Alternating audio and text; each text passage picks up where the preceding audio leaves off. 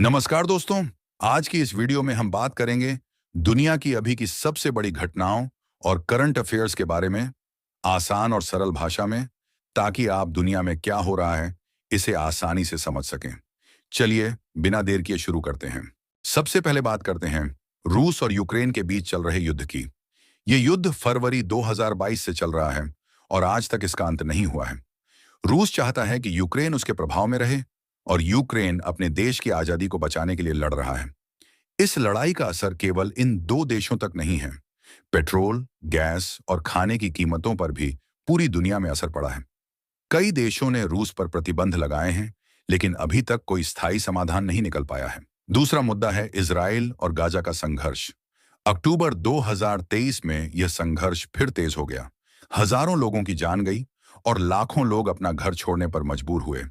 यह सिर्फ दो पक्षों की लड़ाई नहीं है, बल्कि एक बड़ा मानवीय संकट, ह्यूमैनिटेरियन क्राइसिस बन चुका है। संयुक्त राष्ट्र लगातार संघर्ष रोकने की अपील कर रहा है, लेकिन अभी तक शांति नहीं बन पाई है। दोस्तों, जलवायु परिवर्तन इस समय दुनिया की सबसे गंभीर समस्या बन चुकी है। इस साल कई देशों में भयानक गर्मी, बाढ़, तूफान और जंगलों में आग देखी गई। भारत, चीन, अमेरिका, यूरोप, हर जगह मौसम असामान्य हो रहा है। वैज्ञानिक लगातार चेतावनी दे रहे हैं कि अगर हमें भविष्य सुरक्षित बनाना है, तो अभी से ऊर्जा बचत, पर्यावरण संरक्षण और ग्रीन एनर्जी की ओर ध्यान देना होगा। अब बात करते हैं विश्व अर्थव्यवस्था की। महंगाई कई देशों में बढ़ी हुई है। अमेरिका और यूरोप में ब्याज दरें, इंटरेस्ट रेट्स बढ़ाई गईं ताकि महंगाई कम हो सके। चीन में आर्थिक वृद्धि पिछले सालों के मुकाबले थोड़ी धीमी हुई है। भारत समेत कई देशों ने डिजिटल भुगतान, स्टार्टअप और मैन्युफैक्चरिंग सेक्टर पर जोर देकर अपना आर्थिक ग्रोथ आगे बढ़ाने की कोशिश की है। टेक्नोलॉजी की दुनिया में एआई यानी आर्टिफिशियल इंटेलिजेंस सबसे बड़ा ट्रेंड बना हुआ है।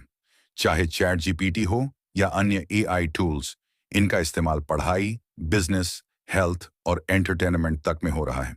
लेकिन कई एक्सपर्ट्स ने चेतावनी दी है कि अगर एआई पर सही नियंत्रण नहीं रखा गया, तो यह नौकरियों पर असर डाल सकता है और गलत जानकारी फैलाने का खतरा भी बढ़ सकता है। इसी वजह से कई देशों में एआई रेगुलेशन लॉज पर चर्चा चल रही है। हाल ही में G20 जैसे मंचों की भूमिका भी बढ़ गई है। भारत ने पिछले G20 सम्मेलन की मेजबानी की और ग्लोबल साउथ की आवाज उठाई, विकासशील देशों को प्राथमिकता देने की बात की। इससे दुनिया के बड़े देशों को यह संदेश गया कि सिर्फ विकसित ही नहीं, सभी देशों की भागीदारी जरूरी है